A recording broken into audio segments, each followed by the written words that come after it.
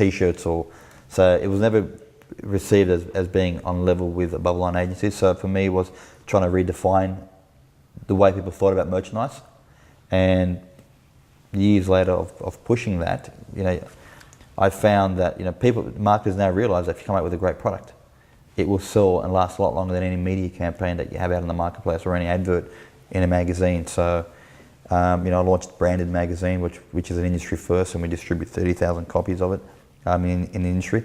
And for me to launch that was more about educating the consumers and the marketers that below the line marketing is just as important as above the line marketing, and that put us at the forefront of being innovators within our industry and saying, well, DKM's talking about it. So it wasn't really marketing; it was very subtle marketing for me. It wasn't pumping DKM. I had an article that I spoke about every quarter.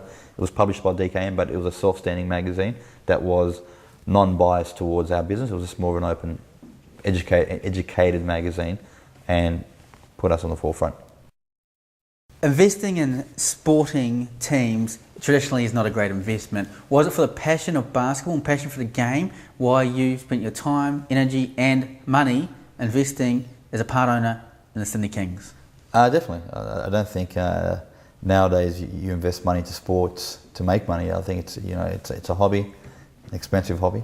It's a passion, and for me, I was a tail boy for the Kings when I was 12, so I've always loved the purple and gold, and when I had the opportunity, I could have invested into it at 32. You saved the club? I tried to when it went under, but it was a tough time. It was enjoyable. Sitting courtside, looking at players who are the same age as you that you played with in your juniors, and saying, well, geez, I part own this team. It's pretty surreal, and it was. People did say I was pretty mad doing it, but I looked at the positives with it. For me, it was another selling angle for my business. So where I spent money in one area, I made it back with the merchandise, branding, profile, networking. Promoting customer. Promoted customer and other artists of mine that I'm managing. So it was a drive for me to sort of leverage off my business and work mutual brands, side by side. So I looked at it as a marketing expense more than a loss. So I did lose money, but I was ready to lose money with this investment. It wasn't about making money. So I knew what I was going to lose, and I knew how much I wanted to lose, and I was happy with that. And I think if you're in that right frame of mind, you know what you're getting yourself into, well then it's not a loss. And you got to meet people such as Brian Goorjian, who's won more win-loss record, the best win-loss record out of any coach in sport in Australia, and coached the Australian basketball team, three consecutive Olympics. Yeah. Very inspirational. The guy he's so motivated. Like, I think the last 18 seasons he's coached in the NBL.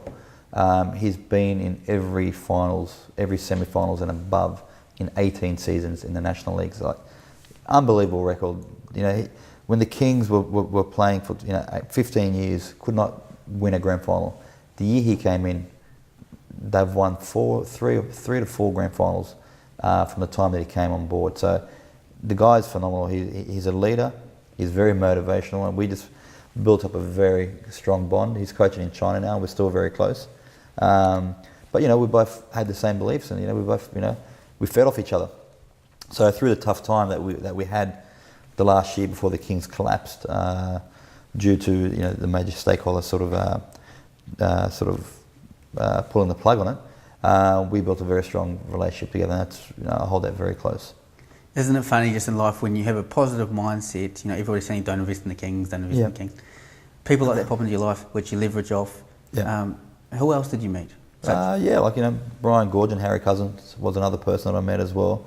Still very close. He was part of the existing ownership group, and we both were on the same page. We wanted to save the team. We were both, once the Kings went under, Harry and myself, we launched a survival plan to bring the Kings back, and we fell short by 400,000 to bring them back at the time we did. But what we put to the table within 3 weeks in terms of the business plan, getting the investors on board was mind-boggling to the NBL. They were blown away with what we put together in such a short time. And at the time when it fell through, it was very disappointing. But on the upfront, probably it was the right move that it didn't go forward, because I might have lost a lot more money than what I was prepared to lose. So I'm optimistic. They're back now in the league, and they're doing a good job, and numbers are up, and they've got a good consortium, heading up the Kings. So I wish them well. Why do you disagree when people say you've changed? You've changed, Dorry.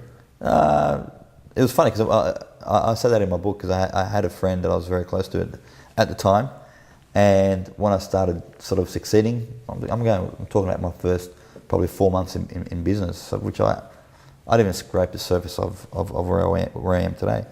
And he said to me, he goes, you've changed. I go, you know what? I haven't changed because your perception of me's changed. I'm still the same person. I'm still confident. And even if I was broke and had no money, I'll still be confident. So, people look at you differently. And that comes with the territory. Did you ever fake it till you make it? What do you classify as fake? Look, you've got to, you got to fake it a little bit. But if you're going to fake it and you can't back it up down a track, then don't fake it.